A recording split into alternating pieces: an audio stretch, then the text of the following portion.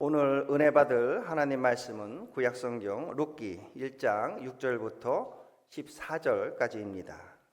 이제 하나님 말씀을 받들어 읽겠습니다.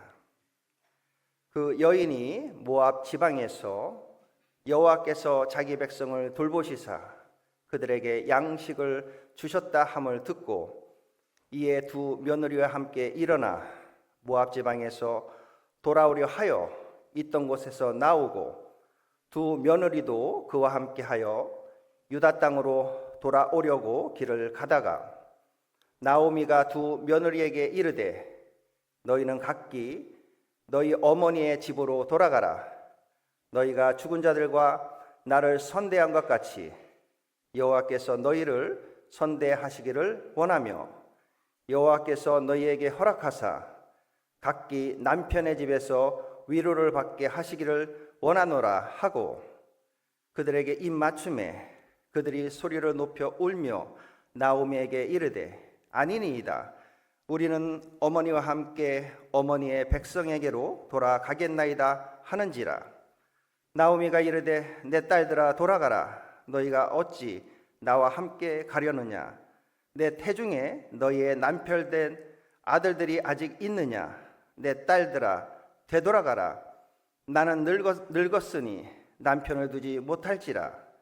가령 내가 소망이 있다고 말한다든지 오늘 밤에 남편을 두어 아들들을 낳는다 하더라도 너희가 어찌 그들이 자라기를 기다리겠으며 어찌 남편 없이 지내겠다고 결심하겠느냐.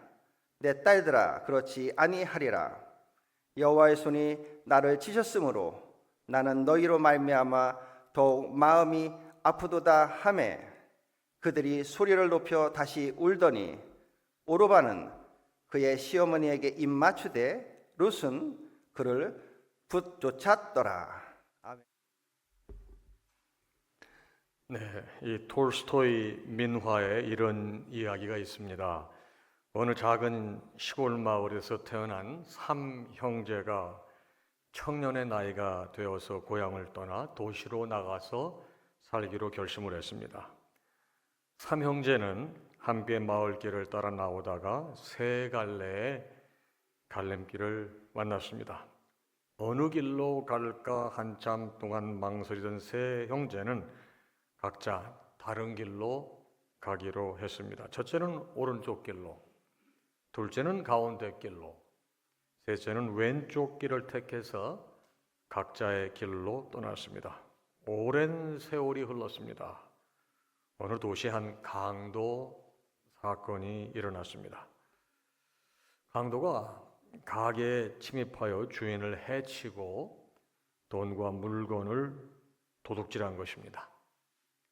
그러나 강도는 곧 붙잡혔습니다. 강도와 가게 주인이 함께 법정에 섰습니다. 그런데 알고 보니 강도와 가게 주인은 오래전에 헤어졌던 형제였습니다. 그리고 그 두 사람을 재판하던 재판관도 알고 보니 삼형제 중 한 사람이었습니다. 그러니까 각기 다른 길을 선택하여 떠났던 삼형제가 재판관, 강도, 가게 주인이 되어 법정에서 다시 만나게 된 것입니다. 왜 이 세 사람의 인생이 이렇게 달라졌을까요? 무엇이 삼형제의 인생을 이렇게 다르게 만들었을까요? 재수가 없어서일까요? 아니면 행운이 따라주지 않아서일까요? 아닙니다. 우리 인생에는 우연이라는 게 없습니다.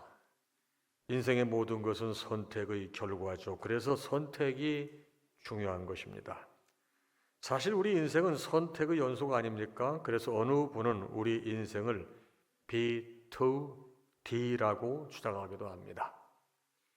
B는 birth, 태어남이고 D는 death, 죽음을 의미합니다. 즉 인생은 태어나서 죽는 거죠. 그렇다면 스펠링 B와 D 사이에는 무엇이 들어있죠? 바로 스펠링 C가 들어있는데 바로 C가 choice, 선택을 의미합니다. 다시 말하면 우리는 이 땅에 태어난 후부터 이 땅을 떠나기 전까지 계속적으로 무엇인가를 선택하게 되어 있는 거예요. 우리 인생은 이 땅에 태어나는 것 빼고는 선택의 연속이죠. 유치원, 학교, 직업, 배우자, 주거지, 자동차 등 모든 걸 선택해야 됩니다. 심지어 우리가 죽고 나서도 어떻게 장례를 치러야 하는지, 어느 장지에 묻혀야 되는지, 매장인지 화장인지 화목장인지 수목장인지 산골인지 다 결정해야 됩니다. 이처럼 우리의 인생은 선택의 연속이죠. 그리고 그 선택에 따라서 우리의 인생이 달라집니다. 우리 인생은 우리가 무엇을 선택하느냐, 누구를 선택하느냐, 어떻게 선택하느냐에 따라서 달라진다고 해도 과언이 아닙니다. 오늘 우리가 읽은 이 본문에도 한순간의 선택이 얼마나 중요한가를 말씀해 주고 있습니다. 한순간의 선택이 평생을 좌우하고 더 나아가 가문의 운명을 좌우하고 역사까지 바꿔놓을 수 있다는 교훈을 주고 있습니다. 본문이 기록되어 있는 롯기는 이스라엘의 기근이 들면서 시작이 됩니다. 이스라엘 베들레헴에 살았던 엘리멜렉은 아내 나오미와 두 아들을 데리고 먹을 것을 찾아 이방 땅인 모압으로 이민을 갑니다. 기근을 피하기 위해 잠시 동안 머무르려고 했던 모압에서의 삶은 오랜 시간 지속이 되었습니다. 그런데 모압에서 타향살이를 시작하지 얼마 되지 않아 가장인 엘리멜렉이 죽고 맙니다. 남편을 잃은 나오미는 두 아들 기련과 멜론을 차례로 장가 보냈지만 모압 땅에 거주한 지 10년쯤 되었을 때 두 아들마저 죽고 말았습니다. 모압으로 이민을 갔던 나오미에게 돌아온 것은 남편과 두 아들의 죽음뿐이었습니다. 잘 살려고 모압으로 이민 갔다가 가장인 남편 잃고 사랑하는 두 아들까지 잃어버리는 비극을 겪은 것이옵시다. 그러던 어느 날 나오미는 굉장히 반갑고 기쁜 소식을 듣게 됩니다. 바로 고향 땅인 베들레헴의 기근이 끝나고 먹을 양식이 풍족하다는 소식이에요. 이 소식을 듣고 난 후 시어머니 나오미와 두 며느리는 1년의 길을 선택을 합니다. 오늘 본문을 한마디로 요약하면 세 사람의 선택이라고 할 수 있을 것 같습니다. 한번 살펴볼 텐데 먼저 나오미 어머니는 육신적인 선택을 했어요. 6절을 보게 되면 나오미는 하나님께서 고향 땅인 베들레헴에 은혜를 베푸셔서 기근이 끝나고 먹을 양식이 풍족하다는 소식을 전해 듣습니다. 그리고 그 소식을 접한 후 고향 땅으로 돌아가야겠다고 선택을 합니다. 사실 이것이 쉬운 결정이 아니죠. 매우 자존심이 상하는 일입니다. 남편과 두 아들 잃고 떠나온 지 10년 만에 빈털터리로 가면 마을 사람들의 따가운 눈총 받을 게 뻔하지 않습니까? 하지만 나오미에게는 중요한 것은 사람의 눈총이 아니라 먹고 사는 거예요. 나오미는 먹을 양식이 풍족하다는 소식을 듣고 먹고 살기 위해 다시 베들레헴을 선택합니다. 이것을 쉽게 말하면 저는 인간적인 선택 혹은 육신적인 선택이라고 말할 수 있겠습니다. 나오미는 선택할 때 무엇보다도 육신적인 선택이 우선됐던 것 같습니다. 그래서 모압 땅을 떠나서 베들레헴으로 다시 돌아갈 것을 결단한 거예요. 또 나오미가 두 며느리에게 말한 내용을 보아도 그녀가 육신적인 것을 중요시하는 사람이라고 할 수 있습니다. 그녀는 두 며느리와 함께 유다 땅으로 돌아오려고 길을 가다가 갑자기 두 며느리에게 말을 합니다. 바로 룻기 1장 8절과 9절이죠. 너희는 각기 너희 어머니의 집으로 돌아가라. 너희가 죽은 자들과 나를 선대한 것 같이 여호와께서 너희를 선대하시기를 원하며 여호와께서 너에게 허락하사 각기 남편의 집에서 위로 받게 하시기를 원하노라. 나오미의 이 선택은 인간적인 선택, 육신적인 선택이었습니다. 자, 인간적으로 보게 되면 대단히 잘한 선택이에요. 그러나 그녀의 선택이 영적으로 바라볼 때는 바람직하지 않은 거죠. 룻기 1장 15절에서 이렇게 말합니다. 나오미가 또 이르되 보라 내 동서는 그의 백성과 그의 신들에게로 돌아가나니 말씀하고 있는 것처럼 두 며느리를 과거의 우상 숭배 신앙으로 돌아가게 하려고 했기 때문이에요. 물론 저는 나오미가 두 며느리의 육신의 행복을 위해 선택한 것 자체가 잘못됐다고 말하는 거 아닙니다. 인간적으로 볼 때 참 사려 깊은 시어머니의 배려였다고 생각이 됩니다. 바로 육신의 눈으로 볼 때 며느리들이 유대 땅에 가서 평생 과부로 사는 것보다 그냥 모압 땅에 눌러 앉아 새로운 남편 만나 재혼하고 친정 식구들과 친구들과 함께 사는 것이 며느리들에게 있어서는 더 바람직한 것이라고 하는 것이 분명합니다. 그리고 그것이 육신의 행복을 누리기 위한 비결이기도 합니다. 그러나 저는 나오미가 육신의 행복보다 훨씬 더 중요한 영혼의 행복에 대해서는 미처 생각을 못하지 않았나, 이걸 말씀을 드리는 것입니다. 나오미의 선택은 영혼의 행복을 도모하는 것과는 별로 상관이 없는 선택이었습니다. 창세기 13장에 보게 되면은 롯 나옵니다. 바로 이 롯의 얘기가 나옵니다. 그는 육신적인 것만을 기준 삼아 요단 동편의 물이 넉넉한 땅을 선택하지 않았습니까? 그러나 아브라함은 달랐습니다. 조카 롯은 육신적인 선택을 했지만 아브라함은 영적인 선택을 했습니다. 아브라함은 롯과 달리 눈에는 보이지 않지만 하나님께서 예비해 놓으신 축복의 땅을 선택했습니다. 결국 육신적인 선택을 했던 조카 롯은 이방인들에게 포로로 붙잡혀갔고, 물이 넉넉한 요단 동편에 있던 소돔과 고모라 땅은 불과 유황으로 타버리고 말았습니다. 그러나 영적인 선택을 했던 아브라함은 믿음의 조상과 복의 근원이 되는 놀라운 은혜를 입었죠.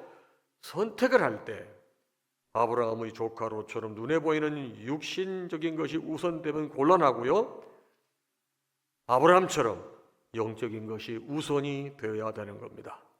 아브라함의 조카 롯이나 본문에 나오는 나오미처럼 육신적인 선택을 하지 않는 것이 좋습니다. 나오미는 육신적인 선택을 했습니다. 그 다음에 오르바를 보겠습니다. 오르바는 나오미의 며느리인데 이 사람은요 매우 실용적인 선택을 했더라고요. 룻기 1장 11절부터 13절까지 보겠습니다. 나오미가 이르되 내 딸들아 돌아가라. 너희가 어찌 나와 함께 가려느냐? 내 태중에 너희의 남편 될 아들들이 아직 있느냐? 내 딸들아 되돌아가라. 나는 늙었으니 남편을 두지 못해. 가령 내가 소망이 있다고 말한다든지 오늘 밤에 남편을 두어 아들들을 낳는다고 하자. 그런데 너희가 어찌 그들이 자라기를 기다릴 수 있겠냐? 어찌 남편 없이 지내겠다고 결심하겠냐? 내 딸들아 그게 곤란해. 여호와의 손이 나를 치셨으므로 나는 너희로 말미암아 더욱 마음이 아파. 자, 여기 나오는 게 이제 신명기 25장에 보게 되면 남편이 죽게 되면 남편의 동생들, 바로 시동생들이 형수를 아내로 맡는 제도가 있어요. 그걸 계대 제도라고 합니다. 바로 당시는 여성들에게 별다른 사회적 보장이 없었을 때라 하나님께서 일시적으로 허용하셨던 바로 보호 방편이자 가문을 이을 수 있게 하는 승계 방편이었던 관습이었습니다. 자, 그래서 나오미는 그거를 얘기하는 거예요. 나오미는 두 아들을 다 잃었기 때문에 더 이상 아들이 남아있지 않았습니다. 설령 나오미가 다시 결혼해서 아들들을 낳는다 할지라도 두 며느리가 그 아들들을 남편으로 맡기에는 너무나 오랜 시간이 필요하지 않겠습니까? 그것은 거의 불가능한 일이었습니다. 그래서 두 며느리에게 고향인 모압 땅으로 돌아가도록 한 것입니다. 그러자 오르바가 어떻게 반응하죠? 룻기 1장 14절입니다. 그들이 소리를 높여 다시 울더니 오르바는 그의 시어머니에게 입 맞추고 롯은 그를 붙쫓았더라. 오르바는 시어머니 나오미와 작별 키스를 하고 떠났습니다. 물론 룻기 1장 7절에서 보면 이런 내용이 나옵니다. 있던 곳에서 나오고 두 며느리도 그와 함께 하여 유다 땅으로 돌아오려고 길을 가다가라고 말씀하고 있는 걸 보게 되면 처음 얼마 동안 같이 출발해서 이 시어머니와 두 며느리가 시어머니를 따라서 같이 유대 땅으로 갔다는 거예요. 자, 시어머니 나오미가 고향으로 돌아가다고 된다고 허락을 하자 처음 오르바는 다른 며느리 룻과 함께 1장 10절에서 말한 것처럼 아닙니다. 우리는 어머니와 함께 어머니의 백성에게로 돌아가겠습니다라고 말하며 유대 땅에 같이 발걸음을 옮겼다는 거예요. 그런 시간이 지나면서 마음이 바뀐 거예요. 곰곰이 생각해 봤지 않겠어요? 처음에는 시어머니 나오미를 두고 떠날 마음이 없었습니다. 고생스러워도 시어머니를 모시고 살려고 했습니다. 그러나 얼마 있지 않아 마음이 달라지기 시작하는 현실을 보니까 이게 흔들리는 거예요. 늙은 과부 시어머니를 따라가면 고생문이 활짝 열려 있다는 것을 알게 되었습니다. 현실로 다가옵니다. 자기도 늙고 죽을 때까지 평생 시어머니처럼 과부로 살아야 한다는 것을 알게 되었습니다. 남편도 없이 시어머니를 모시고 고생하며 사는 것보다 고향에서 좋은 사람 만나 새롭게 인생 출발하는 것이 훨씬 더 이익이 될 것 아닌가. 또 시어머니도 이렇게 말씀하셨지 않았는가. 그래서 도중에 마음을 고쳐먹고 모압으로 발길을 돌린 거예요. 저는 여기서 오르바가 무조건 이기주의자라고 말하는 거 절대 아닙니다. 시어머니 나오미에게 작별 키스를 하고 친정으로 돌아갔지만 그녀는 그녀 나름대로 최선을 다한 거예요. 제가 말하려고 하는 요점은 그녀의 선택에 결정적인 영향을 미쳤던 게 바로 뭐냐? 실리라는 거예요. 실리. 바로 이익이라는 거예요. 오르바의 선택은 실용적인 선택이었습니다. 그녀는 명분보다 실리를 선택했습니다. 신앙보다 이익을 선택했습니다. 그러나 그녀의 선택은 안타깝게도 영원히 하나님으로부터 벗어난 선택이 되고 만 거죠. 룻기 1장 15절입니다. 나오미가 또 이르되 보라 내 동서는 그의 백성과 그의 신들에게로 돌아가나니 너도 너의 동서를 따라 돌아가라.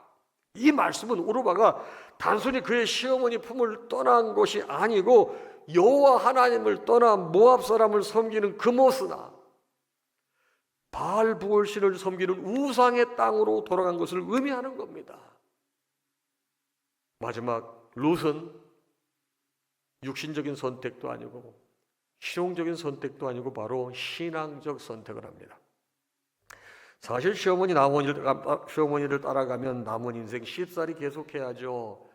남편이 있으면 남편의 어머니에게 시집살이를 해도 별로 억울하지 않을 것입니다. 그런 남편이 이미 세상을 떠나버렸기에 시어머니를 모시고 사는 것은 참 지난한 일이고 어떻게 보게 되면 억울한 일이고 속상할 일이기도 할 것입니다. 또 고향인 모압 땅을 떠나 유대 땅으로 이사가면 친정 부모님이나 형제들이나 친구들을 이웃을 더 이상 볼 수 없습니다. 또 유대 땅에 가면 이방 여인이라는 이유로 괄시를 받게 될 것이 뻔합니다. 또 시어머니가 허락을 해주지 않으면 저래온 남자를 만나 재혼하는 것도 불가능합니다. 그럼에도 룻이 어떤 선택을 했습니까? 룻기 1장 14절입니다. 그들이 소리를 높여 다시 울더니 오르바는 그의 시어머니에게 입 맞추되 룻은 그를 붙쫓았더라. 자, 오르바는 시어머니 나오미와 작별의 키스를 하고 떠났지만 룻은 시어머니 나오미를 붙쫓았다고 말씀하고 있습니다. 여기에 붙쫓았다는 말은 되게 생경한 말인데요. 저게 영어 이 클링의 과거형인 클렁이라고 번역을 해놨더라고요. 이 말은 붙잡고 늘어지다, 들러붙다, 고수하다, 집착하다는 의미로 끝까지 쫓는 것을 매달리는 걸 클링이라고 합니다. 룻은 나오미를 붙잡고 늘어졌다는 얘기죠. 그렇다면 그녀가 어떤 고난과 역경이 와도 시어머니 나오미와 함께 하겠다는 이유가 뭘까요? 남편과 아들도 없이 혼자 된 시어머니에 대한 인간적인 동정심 때문일까요? 물론 그게 전혀 없었다고 말하지 않을 것 같아요. 근데 결정적인 이유는 그게 아니에요. 그게 답이 룻기 1장 16절 17절에 나옵니다. 룻이 이르되 내게 어머니를 떠나며 어머니를 따르지 말고 돌아가라 저에게 말씀하지 마세요. 어머니께서 가시는 곳에 저도 가고 어머니께서 머무시는 곳에 저도 머물겠습니다. 어머니의 백성이 저의 백성이 되고 어머니의 하나님이 저의 하나님이 되실 것입니다. 어머니께서 세상을 떠나시는 곳에서 나도 죽어 거기에 묻히고 싶습니다. 만일 내가 죽는 일 외에 어머니를 떠나면 여호와께서 내게 벌을 내리시고 더 내리시기를 원합니다. 자, 이 말씀을 보게 되면은 이 룻이 어머니를 떠나지 않고 따랐던 이유는 단순한 동정심을 넘어서는 거예요. 무엇보다 그녀가 믿고 있는 바로 어머니를 통해서 알게 됐던 예수 그리스도, 바로 하나님, 여호와 하나님에 대한 신앙이 여기에 근저에 있는 거예요. 룻은 실용적인 선택을 했던 오르바와 달리 여러분 신앙적 선택을 한 거예요. 왜 여러분 룻에게 그런 갈등이 없었겠어요? 이것이 나에게 이익이 될 것인가? 손해가 될 것인가? 왜 생각을 안 해봤겠어요? 그러나 우선순위가 뭔지를 알았던 것이죠. 이것이 하나님께서 진정 원하시는 일인가? 하나님께서 원하시지 않는 일인가? 이걸 우선적으로 생각했다 이 말이에요. 바로 그래서 룻은 바로 이런 신앙적인 선택을 한 겁니다. 결국 신앙적인 선택을 했던 롯은 유대 땅 베들레헴에서 보아스를 만나 새로운 가정을 꾸립니다. 전 남편이 죽고 나서 외롭고 힘든 삶을 살았던 그녀는 보아스로부터 위로와 사랑을 듬뿍 받으며 행복하게 살았습니다. 그리고 보아스와의 사이에서 오벳을 낳고 오벳은 이새를 낳고 이새는 다윗을 낳습니다. 그러니까 이 룻은 이스라엘의 성군으로 일컬어지는 다윗의 증조 할머니가 된 겁니다.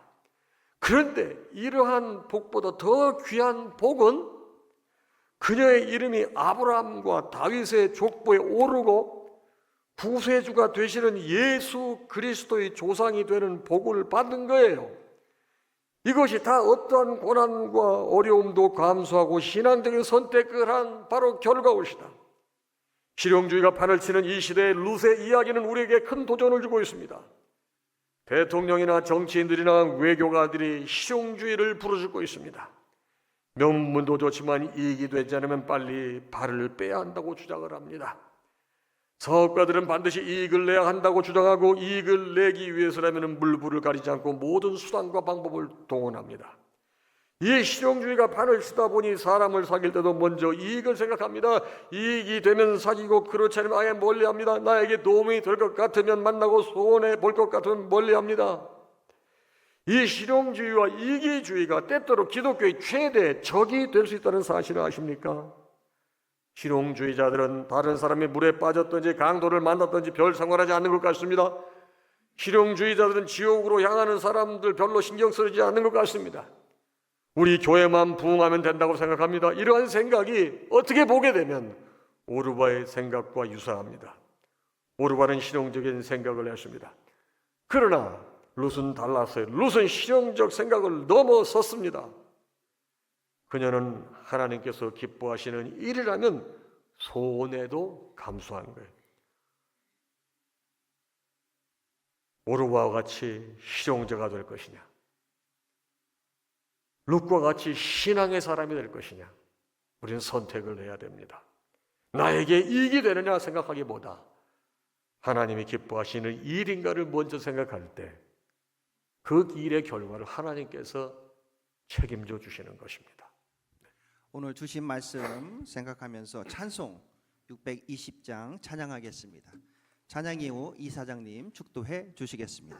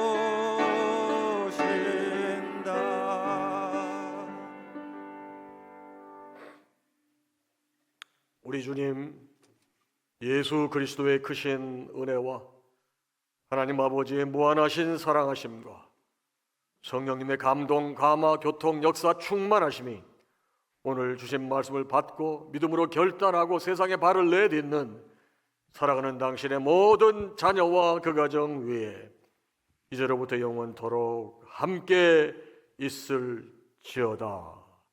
아멘.